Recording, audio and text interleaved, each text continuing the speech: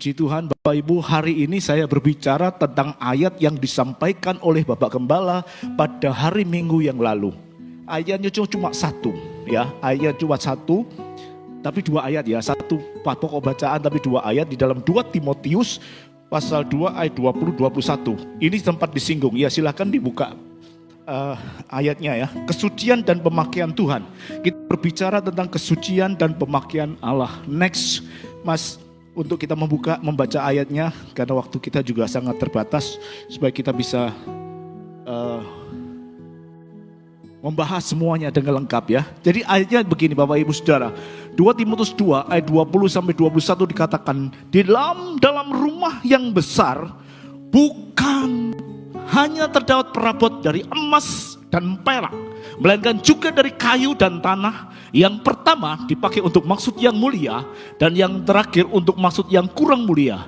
Jika seorang menyucikan dirinya dari hal-hal yang jahat, ia akan menjadi perabot rumah untuk maksud mulia, yang mulia. Ia dikuduskan, dipandang layak untuk dipakai tuannya, dan disediakan untuk setiap pekerjaan yang mulia.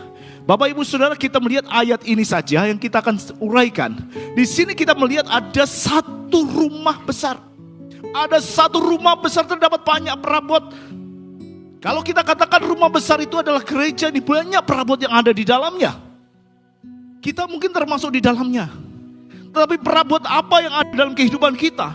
Di sini Paulus tidak menyebutkan hanya ada dua, yang dipakai untuk pekerjaan yang mulia dan yang kurang mulia. Tetapi juga ada 4 bahan yang siap di sini. Ada emas, ada perak yang dipakai untuk hal-hal yang mulia, dan kemudian ada kayu dan tanah untuk maksud yang kurang mulia. Nah, apa sih sebenarnya yang dimaksud Paulus seperti ini? Ayat yang luar biasa menjadi perenungan kita pada hari ini. Semuanya ingin kita dipakai untuk yang mulia. Kita rindu dipakai untuk kemuliaan Allah, yang dipakai untuk tuanya, dan kita harus siap sedia untuk semuanya itu. Kalau kita mengatakan emas dan perak itu sebagai bahan-bahan yang kerjaan mulia, kenapa kalau kemarin sempat disinggung ya, kenapa kok gak batu permata? Batu permata lebih mulia daripada emas. Next, batu permata ya Pak Laswardi Hirus gitu kan. Ada banyak yang mulia, dia lebih mulia daripada emas, tetapi dia tidak dipakai untuk perabotan dalam rumah Allah. Kenapa? Alasannya adalah karena mereka itu bukan berbicara tentang harta. Next, dia berbicara tentang harta, tetapi kita berbicara tentang perabot rumah. Kita berbicara tentang perabot, bukan kepada nilai atau materi. Kalau kita ngomong bejana, apakah yang termaksud di dalam diamond misalnya, siprus bisa jadi wadah? Gak bisa. Jadi kita tidak berbicara tentang yang mulia. Bahan biasa pun bisa dipakai Tuhan, asal ada penyucian. Jadi kalau di sini saya katakan bukan dari emas kita bisa berfungsi, tetapi dari kayu. Kita semua adalah dari debu dan tanah, bisa berfungsi semurni emas. Nanti kita akan lihat. Makanya Paulus tidak mengatakan ada barang-barang seperti itu, bahan yang dipakai itu mulia, bahan yang tidak dipakai mulia. Bukan berasal dari asalnya. Dan kenapa kok kita tidak mau menggunakan besi? Padahal ada perabot yang dari besi. Next, was. Ada banyak perabot dalam besi rumah tangga. Tetapi kita tahu bahwa besi, logam pada waktu itu hanya melambangkan simbol kekuatan. Dia melambangkan simbol, melambangkan kekuatan ya. Bukan kemuliaan. Dan bahan kayu dan tanah itu adalah bahan yang paling umum di dalam rumah kuno. Di rumah kuno, di zaman Yunani, Romawi, di zaman Ibrani yang dulu ya, itu peralatan-peralatan dari tanah, peralatan-peralatan dari kayu itu umum. Bahkan Yesus sendiri adalah seorang tukang kayu. Dan dikatakan ini barang yang umum. Kemudian satu kali lagi di sini saya tekankan seperti yang di awal, bahwa Paulus ingin menekankan pada proses pemurniannya, bukan pada bahan awalnya, tetapi pada proses penyuciannya. Ini yang membuat kita bisa berharga. Karena apa? Kalau dikatakan emas itu dimurnikan menjadi emas, kita yang bukan emas gak bisa murni dong. Ya, saya taruh ke bahasa yang umum. Kalau orang yang mau dipakai untuk pekerjaan Allah, untuk hal yang luar biasa, nanti kita akan lihat emas itu dipakai untuk apa saja. Bukan dari keturunan orang-orang pintar, di keturunan orang-orang Lewi, para imam, anak gembala, yang dikatakan sebagai emas. Kalau begitu kita tidak berguna. Paulus tidak mengatakan begitu. Paulus tidak mengatakan akan dimurnikan emas itu dimurnikan menjadi emas, enggak. Tetapi barang siapa kalau mau diproses, barang siapa yang mau dibentuk, barang siapa yang mau dimurnikan, meskipun dia tanah liat, bisa cemerlang seperti emas. Ini Paulus yang mengatakan di dalam ayat 21. Sehingga pada 2 ayat, kenapa kok saya tekankan, kenapa kok enggak batu permata? Karena Paulus menekankan kepada proses pemurniannya. Yang kedua saya katakan, kenapa kok bukan dari logam atau besi? Mereka lambang kekuatan. Paulus menekankan pada proses pemurnian, penyuciannya, bukan dari bahan awalnya.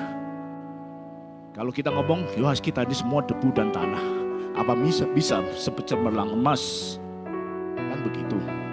Tapi kita tidak kita eliminasi barang awalnya. Apakah saudara termasuk emas saat ini, termasuk perak, termasuk kayu, termasuk tanah? Saudara sudah tertanam di sini dan menjadi berkat, menjadi perabot dalam rumah Allah. Tidak peduli, asal mau disucikan.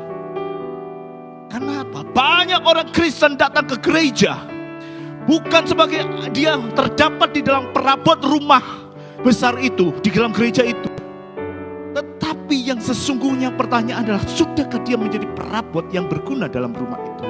Bukan sebagai churchgoer, bukan sebagai orang yang hanya duduk di gereja, mana sih bangku gereja. Tetapi sudahkah berguna untuk perabot rumah besar? Sudahkah berguna untuk pekerjaan Tuhan, untuk gereja Tuhan? Saya akan mulai uraikan, masuk kepada inti. Harapan saya bisa dilihat oleh semuanya, karena saya buat tabel, ya. Buat tabel ini supaya saya bisa menjelaskan dengan detail. Tapi gak apa-apa, gak usah dibaca, saya yang akan menyampaikan tabelnya ya Mas Daniel. Kita baca dulu 2 Timotius 2 ayat 21, ayat yang kedua yang tadi ya. Kita akan baca dulu. Jika seorang menyucikan dirinya dari hal-hal yang jahat, ia akan menjadi perabot rumah untuk maksud mulia. Ia dikuduskan, dipandang layak untuk dipakai tuannya, dan disediakan untuk setiap pekerjaan yang mulia. Tadi sudah saya katakan Bapak Ibu Saudara, bahwa tingkat pemurnian itu ada 2. Ada pemurnian yang dilakukan dengan api, dan pemurnian yang tidak mau dimurnikan. Dia tidak mau dimurnikan, tidak mau dibakar. Saya tidak sebutkan bahan awalnya. Apapun bahan awalnya, kalau emas dimurnikan semakin cemerlang. Tetapi saya tidak singgung bahan awalnya. Kita lihat siapa yang mau diproses, siapa yang mau menyucikan dirinya. Itu ada keputusan kita. Dari hal-hal yang jahat, ia akan menjadi perabot rumah untuk maksud yang mulia, dikuduskan dan dipandang layak oleh tuannya. Saya akan mulai dari kanan, dari kayu, dari tanah liat. Tanah liat, dia tidak mau dibakar, tidak mau dimurnikan. Padahal kalau kita ngomong tanah liat itu, kalau bisa mau dimurnikan, dia bisa seperti emas. Tetapi dia lebih condong. Orang tidak mau keluar dari comfort zone, tidak mau diproses, tidak mau dibentuk Tuhan. Ya wis ngene ae. Melambangkan kelemahan manusia yang belum dimurnikan. Melambangkan kehidupan tanah liat yang dipakai untuk sehari-hari, bahkan untuk limbah, untuk tempat kotoran. Ya. Dan dia gampang pecah, gampang rusak. Menggambarkan orang yang masih hidup dalam kedagingan, yang belum disucikan, belum mengalami perubahan karakter karena tidak mau dibentuk. Kemudian yang kedua adalah kayu, melambangkan kehidupan yang biasa dan mudah terpengaruh. Dia sudah mulai mau ya dipakai untuk kehidupan sehari-hari yang lebih baik, yang lebih praktis, melambangkan bahan yang mudah rusak, mudah terbakar dan tidak tahan lama. Menyimbolkan orang-orang yang hidup rohaninya biasa saja, bertumbuh secara mendalam tetapi mudah terpengaruh dengan lingkungan, tidak memiliki ketahanan rohani yang kuat, hidup dalam iman yang dangkal dan tidak stabil. kedua. Bahan ketiga adalah dia sudah dimurnikan, tetapi dia menjadi perak. Melambangkan sesuatu yang penting. Sudah mau dimurnikan. Perak melambangkan penebusan dan kehidupan yang dipulihkan. Karena melambangkan tebusan, kita lihat di dalam Alkitab banyak sekali ayat yang melambangkan penebusan itu dengan perak. Musa dengan penebusan dengan perak. Waktu saya khotbah tentang Hosea yang menebus Gomer, ia juga menebus dengan perak, 15 sikal perak setengah, sekitar 15 sikal perak pada waktu itu. Jadi perak dalam bangga penebusan, orang yang sudah mau dimurnikan dengan api, dia sudah ditebus, sudah dipulihkan, menjadi orang yang hidup dalam anugerah Allah, tetapi ini tetap memiliki kehidupan rohani yang sehat, hidup di dalam anugerah Allah. Dan semakin sering kita dimurnikan, disucikan, sampai mengkilat, kita bisa timbul seperti emas. Emas ini melambangkan satu hidup yang dimurnikan dan dekat dengan kemuliaan Tuhan. Karena kita lihat di dalam perjanjian lama, emas banyak dipakai untuk pekerjaan pelayanan, pekerjaan Tuhan. Tagidian emas, pokoknya emas. Apalagi tabut perjanjiannya yang kotaknya itu bersalut emas. Jadi hubungannya dekat dengan Allah, dipakai untuk pekerjaan yang terhormat, dipakai pekerjaan untuk yang mulia, yang dekat dengan hadirat Allah, itulah emas. Karena orang yang mau disucikan, dimurnikan dengan emas, ia telah dimurnikan karakternya yang teruji, memiliki kedewasaan rohani dan kedekatan dengan Tuhan. Karena emas menyimbolkan kudus, setia dalam proses secara matang secara rohani, dapat memikul tanggung jawab yang besar. Orangnya setia, matang rohani. Jadi Bapak Gembala kalau memberikan tanggung jawab yang besar, orang yang sudah dimurnikan dalam emas itu orangnya. Jadi sekali lagi Bapak Ibu Saudara, siapapun kita, jika kita mau menyucikan dirinya, artinya ada keputusan yang kita ambil. Kita mau untuk disucikan, dimurnikan. Karena pada saat suci dimurnikan itu satu proses yang menyakitkan, satu proses yang tidak nyaman, karena harus melalui dapur api yang panas, gesekan kehidupan, tekanan kehidupan, bahkan kemungkinan bisa lebih jauh daripada itu. Tetapi kita akan timbul seperti emas. Sampai di sini paham ya? Meskipun nanya, oke lanjut supaya saya ada beberapa materi. Kemudian kalau kita sudah disucikan, meskipun tanah liat bisa menjadi cemerlang seperti emas. Kemudian untuk apa? Ayat selanjutnya tadi dikatakan dikuduskan dan dipandang layak untuk dipakai tuannya, disediakan untuk setiap pekerjaan baik. Apakah perabotan kita, hidup kita sudah mulia? Sudah masuk di dalam proses penyucian oleh api, sehingga kita bisa siap dipakai untuk hal-hal yang mulia. Permasalahan bukan tidak ada panggilan. Saya nggak ada panggilan pelayanan Pak. Saya orang biasa Pak. Saya tanah liat Pak. Saya kayu Pak. Bukan tidak ada panggilan, tetapi mereka semuanya tidak siap dipakai. Tidak mau dibentuk.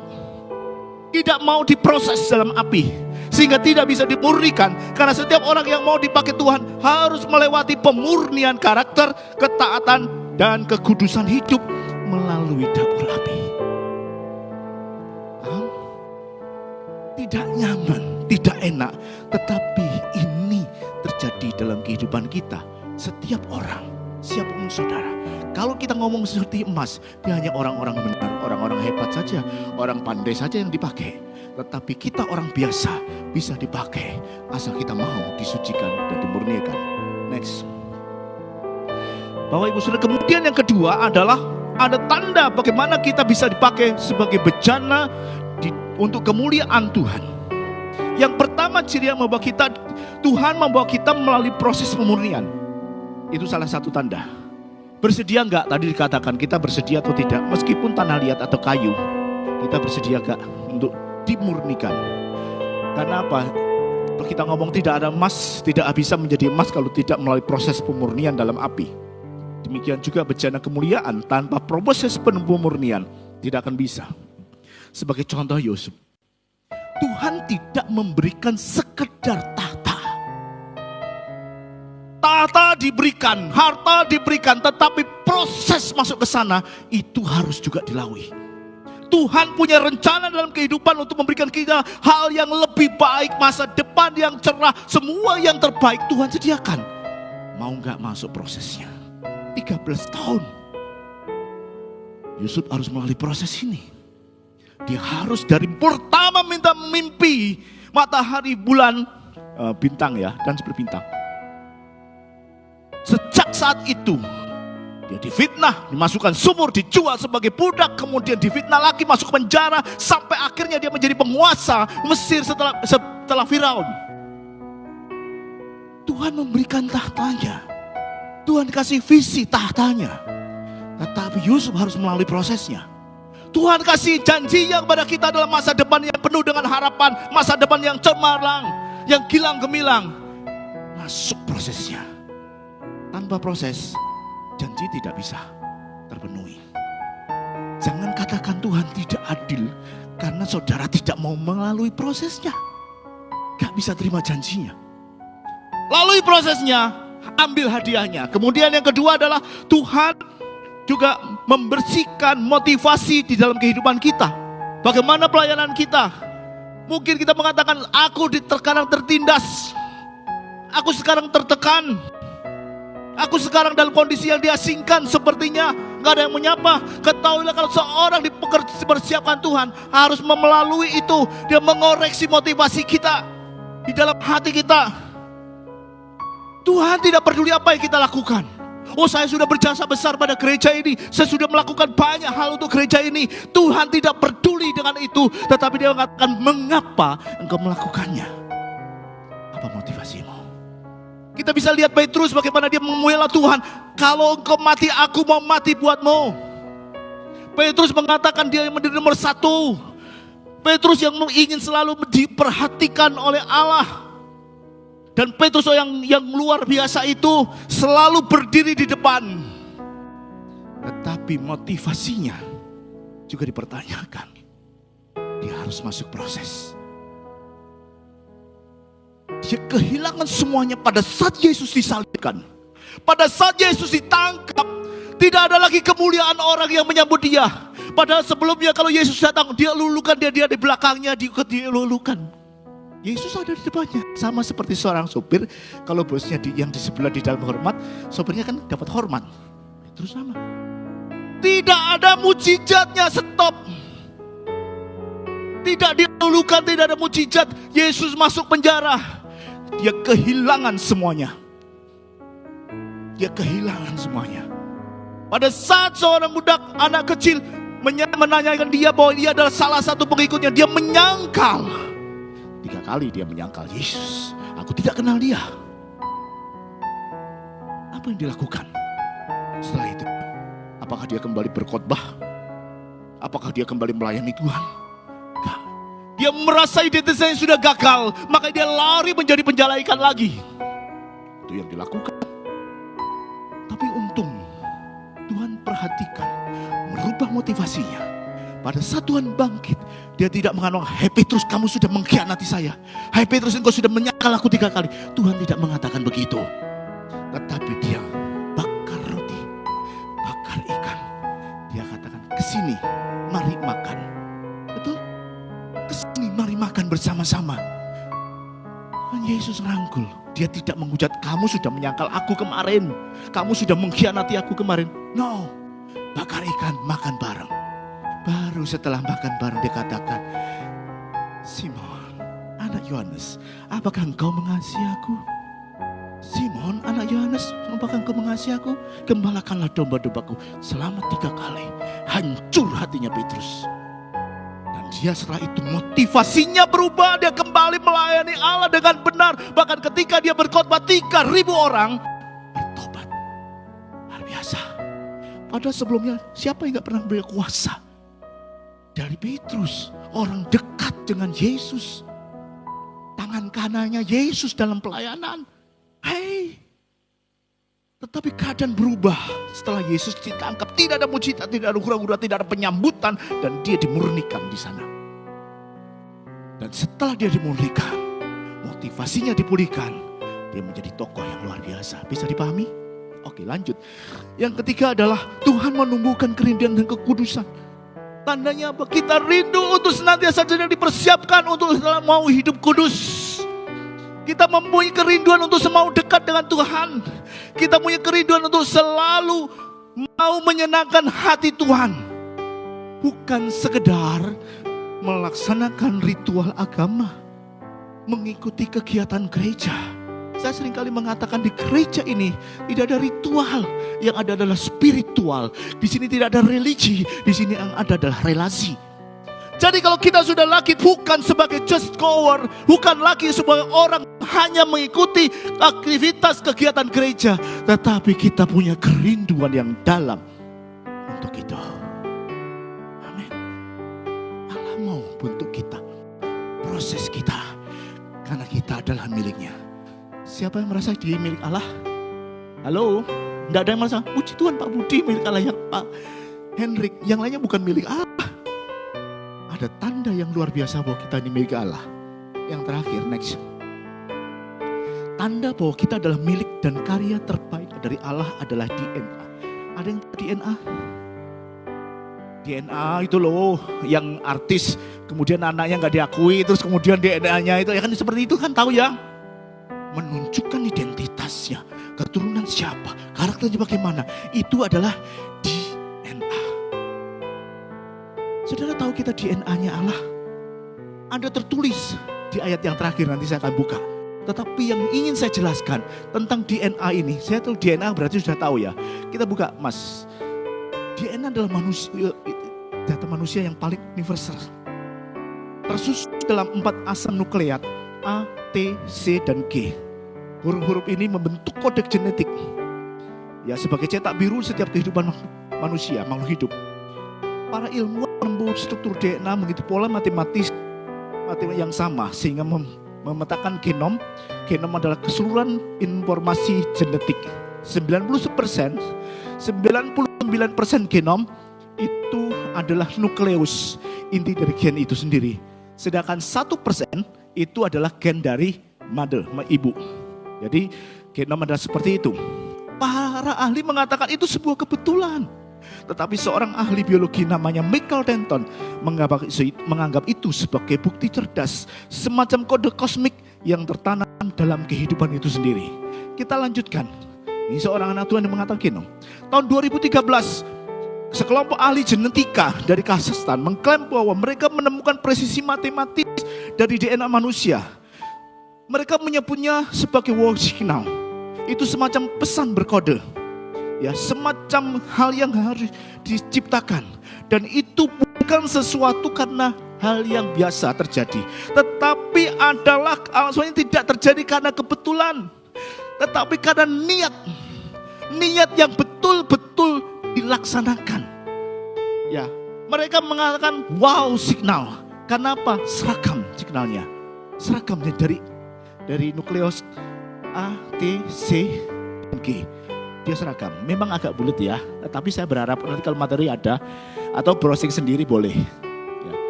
Jadi ini adalah wow signal, tersusun dari angka-angka yang matematis, yang merupakan sebuah pesan berkode ya.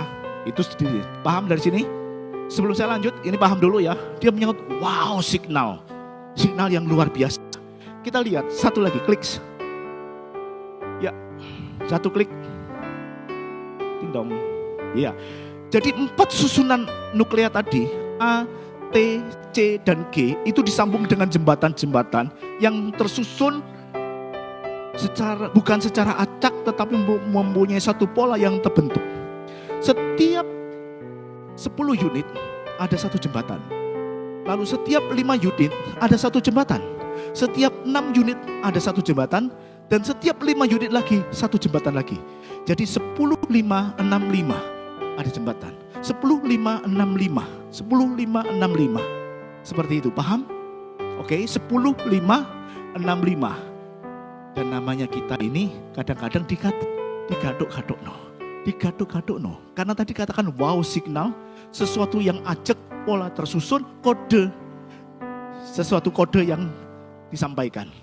Dan dikatakan bukan sembarangan tetapi dibentuk dengan niat. Niat ingsun untuk membentuk itu. Sampai di sini paham? Jadi kodenya tetap A, T, C, N, G. Setiap unit ada 10 jembatan. Ya, kemudian ada 5 unit, ada 1 jembatan. 6 unit, 1 jembatan. Kita langsung klik satu lagi. Oke, 10, 5, 6, 5. Itu kalau dipakai dengan abjad Yunani, kita ngitung kayak Arab ya. Sama seperti Arab. Jadi bukan kaf, job, dat gitu, tapi dari sebelah sini ke sebelah sana. Alef, bet, gimel, dalet, he, waw, yajin, het, tet, dan seterusnya. 10 itu adalah y, yod. Kemudian 5 adalah he. Kemudian 6 adalah waw. Dan kembali ke he. Y, h, w, h. Kebetulan orang lain mengatakan kebetulan. Oh, kebetulan itu Pak. Ya, ada orang ahli yang mengatakan kebetulan. Tapi Michael Danton, oh enggak, ini sudah satu kosmik yang luar biasa. Bisa diteliti. Bukan karena sesuatu hal, tetapi karena niat.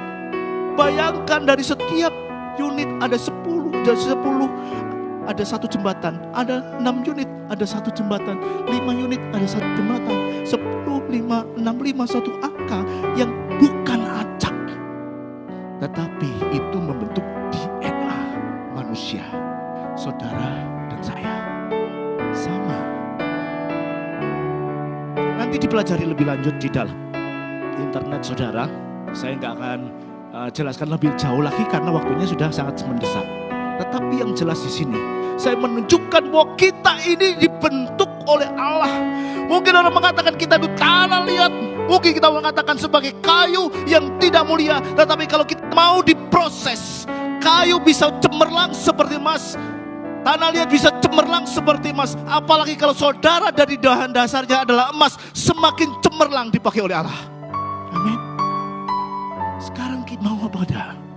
Karena bukan tergantung kepada Tuhan. Tergantung kepada Bapak Ibu saudara dan saya. Mau gak diproses? Karena kebanyakan orang maunya hanya di zona nyaman, tidak mau dalam proses Allah. Sehingga dia dari pertama lahir sampai saat ini tetap menjadi kayu, tetap menjadi tanah, tidak memiliki kedewasaan rohani, tidak memiliki kedalaman rohani, sehingga tidak bisa dipercayakan untuk pekerjaan Allah di dalam rumah besar Allah. Karena pekerjaan rumah Allah yang emas untuk hal-hal yang mulia, yang berkaitan dengan hadirat Allah, ada cawan, ada kegiatan, semua bersalut emas, dipakai untuk pekerjaan yang mulia. Orang yang sendiri ditebus menjadi milik Allah itu pekerjaan yang mulia. Tetapi orang yang hanya biasa-biasa saja, hanya dipakai untuk pekerjaan yang biasa-biasa saja. Kita mau di posisi di mana? Bukan tergantung kepada gembala, bukan tergantung kepada kita, karena saya dan Bapak Gembala juga sama posisinya. Mau diproses atau tidak, mau menjadi emas atau tidak.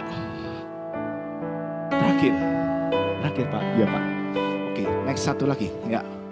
1 Yohanes 3:9 dikatakan begini, setiap orang yang lahir dari Allah tidak berbuat dosa lagi, sebab benih ilahi